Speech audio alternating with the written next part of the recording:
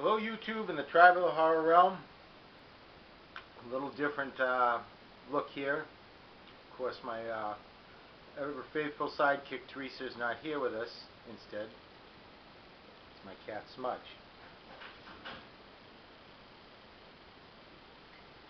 Anyhow, this is actually a video response to Tattooed Doorman's 7-day cult movie challenge. Of course, Tat was the one that championed the 31 days of horror over the summer, and we kind of really united the YouTube horror community. So it's great that he came up with this idea, and that I know he had thought about leaving YouTube for a while, and it's great that he's stuck it out here. He's got a lot of great friends out here, and we'd hate to see leave. So the first question, first day for the 7-day horror. Let me try that again. 7-day cult movie challenge is your favorite cult film that starred a musician or a singer, and there's a lot of real simple ones you could definitely pull out and point out. There were a few like ones that came to mind were like Sling Blade with Dwight Yoakam. Did a great performance in that. Ironically enough, a lot of these movies I don't even like the musicians that are in them, but needless to say, I like the film. Or Be Cool. That was another one with well, Steven Tyler makes an appearance. Andre 3000, I think it is, the kid from Christ, what the hell's that band called? Outcast. But those movies felt were a little too mainstream, so now it came up to, well, what is cult? So I kind of figured it had to be something that it's not for everybody's taste. It may not be the most widely broadcast film, but it has a certain appeal that definitely reaches out and speaks to a select audience. Now, from that in mind, I mean, we got Meatloaf and Rocky Horror Picture Show, which is one I thought about doing, but I figured someone will do that one, so I didn't want to go there. So I actually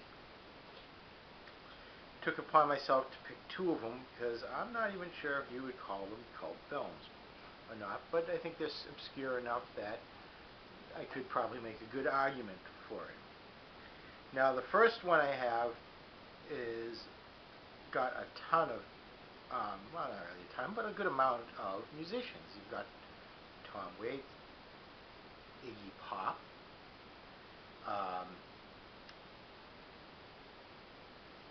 Jack White, Meg White, of course, White Stripes, I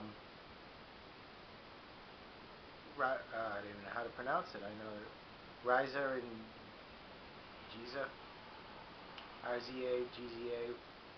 Believe me, I know nothing about rap. I don't like it, so I don't have any idea who any of these people are. They're all the same to me.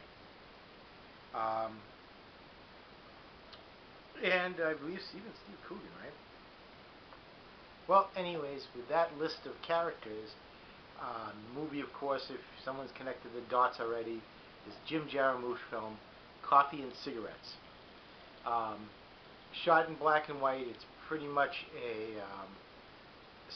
just a cluster of stories, I guess. So like just one after the other after another, with the one thing being that it takes place in like a coffee shop and people are smoking cigarettes. And the pairings are really unique as far as the conversations are going. Yeah, at a table you would have Steve Coogan with Stephen Wright, the two rappers with Bill Murray. Just these odd pairings, and then I think Jarmusch just kind of let him run with it. So it was really a pretty decent film, and I guess a lot of people, not for everybody's taste, but definitely one that I recommend. Um, so that was one. Now the other one, I know is a favorite, but I'm doing the second one. The musician is actually a band, and they're called the Red Elvises, and they're kind of a rockabilly, psychobilly band. Of, obviously Russians, and they kind of do that Elvis rockabilly music. And I just kind of happened upon this film years ago, and just absolutely loved it. And it's called Six String Samurai. Of course, the guy you're seeing on the cover there, looking like, well, he's called Buddy, and this is a film about a post-apocalyptic world where the king of rock and roll has passed on, and Buddy's on his way to Las Vegas to become the new king. And along the way, he meets a bounty hunter bowling team, a cannibalistic, like, Warden June Cleaver family.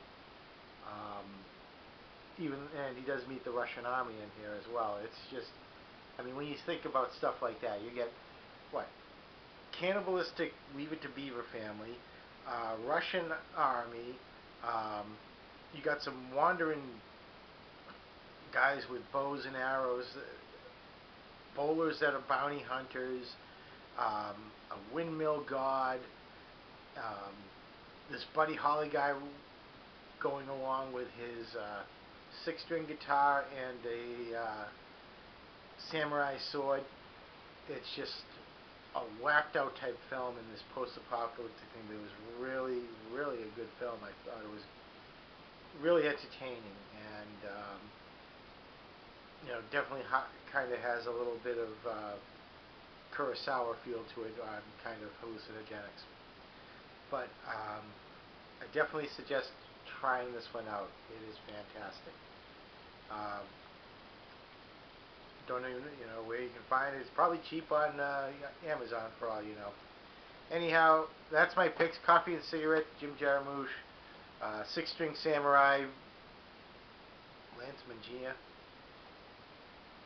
Never heard of him. Those are the picks, and as Sean Winter King 1967 said, 1 down, 6 to go. Thanks a lot.